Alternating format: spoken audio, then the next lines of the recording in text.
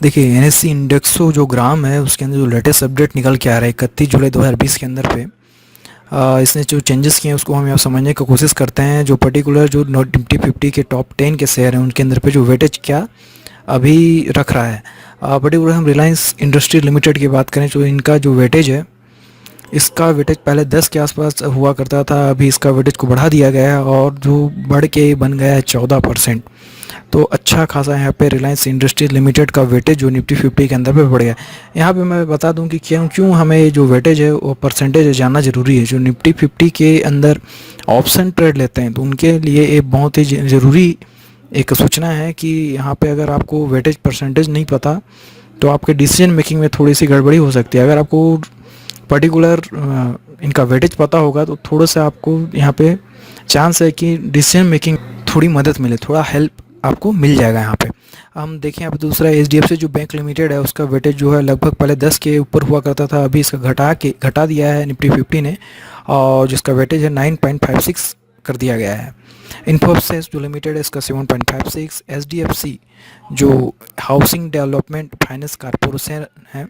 उसका 6.59। टीसीएस की बात करें तो पर्टिकुलर हम जो 5.12, ICICI bank limited 4.80, Kotak Mahindra bank limited 4.27, HUL Hindustan universal limited इसका 4.22, आईटीसी लिमिटेड का 3.62, और यहाँ पे भारतीय एयरटेल लिमिटेड की बात करें तो हम जो लास्ट 10 स्टॉक के अंदर पे है 2.85। यहाँ पे जो वेटेज जो परसेंटेज में आप देखें तो यहाँ पे जो ऊपर के जो चार हैं, Reliance industry limited, HDFC bank limited, Infosys limited और जो एचडीएफसी फाइनेंस कारपोरेशन, इन चारों का जो वेटेज है बहुत ज़्यादा है। पर्टिकुलर हम इनकी चार की बात करें तो इन चार का जितना वेटेज निकल के आता है उतना टॉप जो 50 निफ्टी 50 के अंदर पे टॉप 10 को छोड़ दिया जाए, टॉप 10 के स्टॉक्स को, और बचे जो 40 स्टॉक्स हैं उनका वेटेज इनके बराबर है। तो एक जाहिर सी बात है कि इससे ये समझ में आता है कि इनके अंदर में अगर तेज़ी अगर आपको दिखाई देगी तो पर्टिकुलर निफ्टी 50 के अंदर पे आपको तेज़ी देखने को मिलेगी। और इनके अंदर पे अगर किसी तरह से डाउन ट्रेंड होता है, किसी तरह से बिकवाली अगर आपको दिखती है, इसके ऊपर अगर किसी तरह का दबाव आपको दिखता है तो आप जाहिर सी बात है निफ्टी 50 के अंदर पे भी आपको दबाव देखने को मिलेगा। सेक्टोरियल की बात करें तो यहाँ पे सेक्टोरियल जो इसका जो परसेंटेज है किस सेक्टर का कितना परसेंट अगर यहाँ पे रखती है निफ्टी 50 के अंदर, तो आप यहाँ देख सकते हैं फाइनेंशियल जो सर्विस है उसका सबसे ज़्यादा वेटेज जो परसेंटेज है निफ्टी 50 के अंदर पे 33.16, ऑयल एंड गैस का है 16.18, आईटी सेक्टर का है 16.11, कंज्यूमर अर्निंग गुड्स का है 12.64, ऑटोमोबाइल जो सेक्टर है उसका 5.61, टेलीकॉम सेक्टर का है 3.20, फार्मा का है 3.8, कंस्ट्रक्शन का है कंस्ट्रक्शन का है 2.38, सीमेंट एंड सीमेंट प्रोडक्ट्स का है 2.17, मेटल का है 2.15,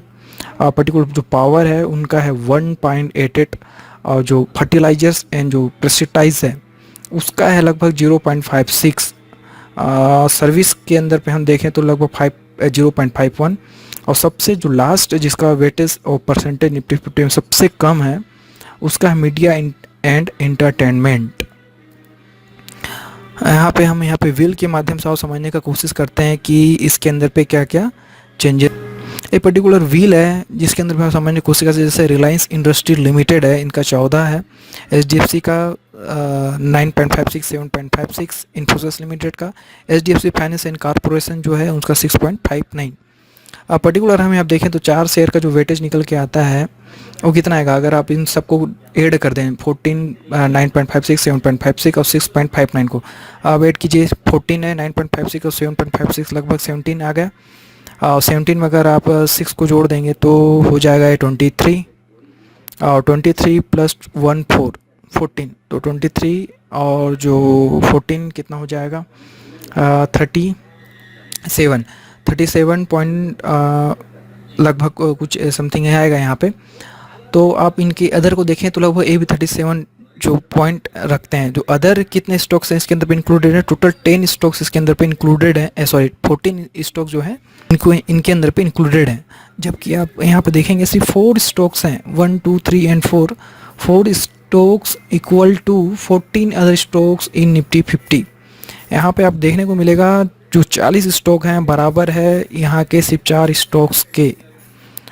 तो इनके अंदर पे सीधा हमको समझ में आ रहा है कि इनके अंदर पे तेज़ी इसका मतलब है पूरे निफ्टी 50 में तेज़ी, और इनके अंदर पे गिरावट मतलब पूरे निफ्टी 50 में गिरावट, क्योंकि इनका जो वेटेज है बहुत ज़्यादा है। धन्यवाद।